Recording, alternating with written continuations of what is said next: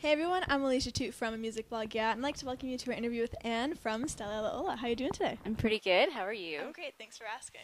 So we're here right before your Christmas party show / release shows. You've been waiting quite some time to party since your debut record came out back in July. That's true. That is very true. Yeah, well, I guess we released in August. That was when we did it. But we kind of waited a little bit too long and then realized that may as well just wait till Christmas. It seemed like a good fit. I mean, I like Christmas a lot. We all do, so. I remember listening back to your EPs, and I was thinking, if you put a garage right in the middle of a sandy beach, that is where you would find Stella Ella Ola playing. I just love that summery vibe that you have going. So when it came to actually creating, I think we should hang out all the time. Just tell me a little about that process. Like making the album? Yeah. Well, it's basically until very recently, all the songs that we have.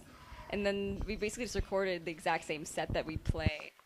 But I mean, it's the kind of situation when you've got 4 different songwriters. We all brought in something. If you brought in a song, we would all work on it until we liked it, and it was very open and fun. And no one took it too seriously, which was really no good. Arguments over which songs to choose. No, that's all the songs. that's all the songs we have.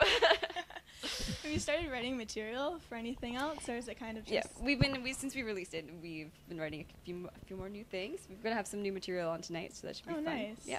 But it's just, it's always just trying to make sure that it feels fun, and then when we get into the studio, we're stoked to play the new songs, and then we all learn them nice and fast, and that way we keep it nice and a nice atmosphere of friendship and partying. Well, when it came to recording the debut, what were some of the highlights that you had together? The debut? The record? Yeah, the debut record. Highlights.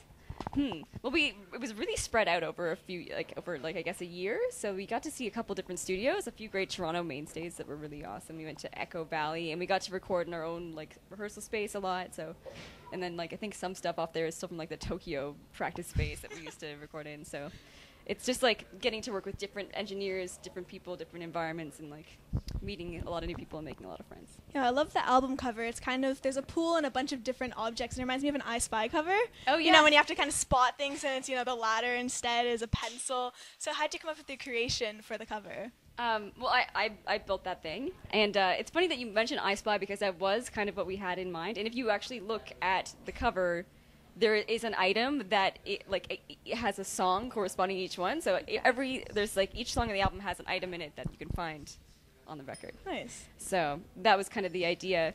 I don't really know how we ended up having a hand with stuff coming out of it. That I don't really remember.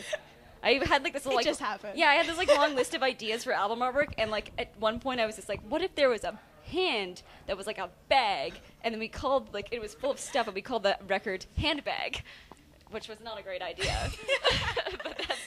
But it kind of came from there, I guess, moving forward.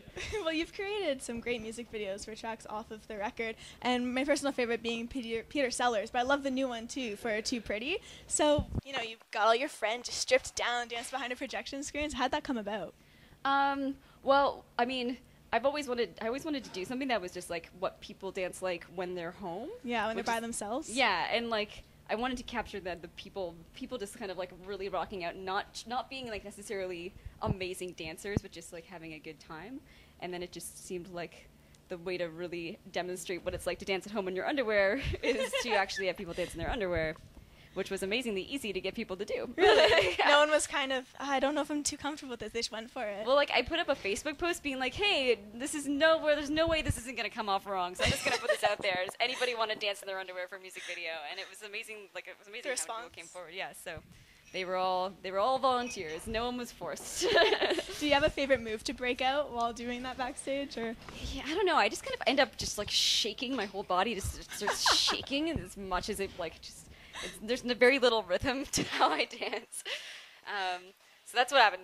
We're going to release some of the raw footage from the video, of our friends without the animation, without being caught up, just little bits of actual dances, so you can get a better sense of what everybody did, because there were some amazing moves, for sure.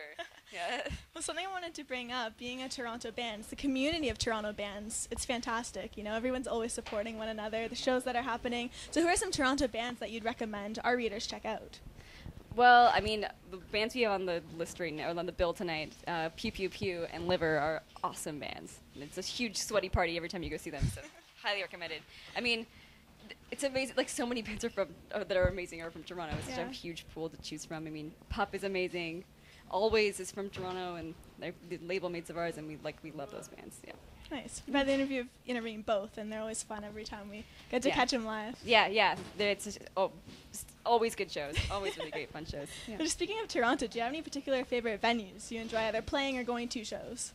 I like this place a lot. This place a lot? Yeah. Nice. So this is formerly the Magpie.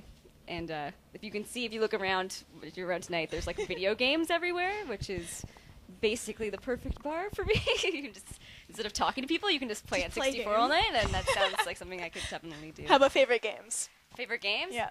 I mean, I'm a Zelda fan, like, by and large.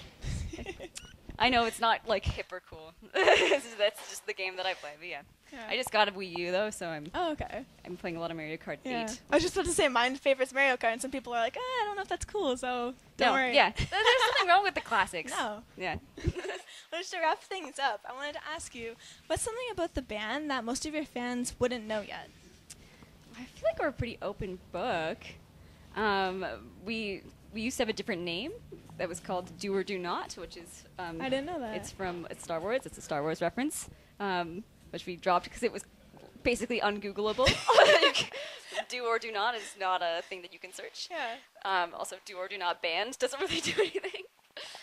So there's that. Apart from that, I don't know. You have to dig for secrets. I don't really have a lot. That's fine. Well, I just want to say thank you very much for taking the time to speak with us today. Oh. Thank you. Thanks to everyone out watching our interview with Stella Ella Ola. Clap, clap, clap. Bye, everybody. Thanks.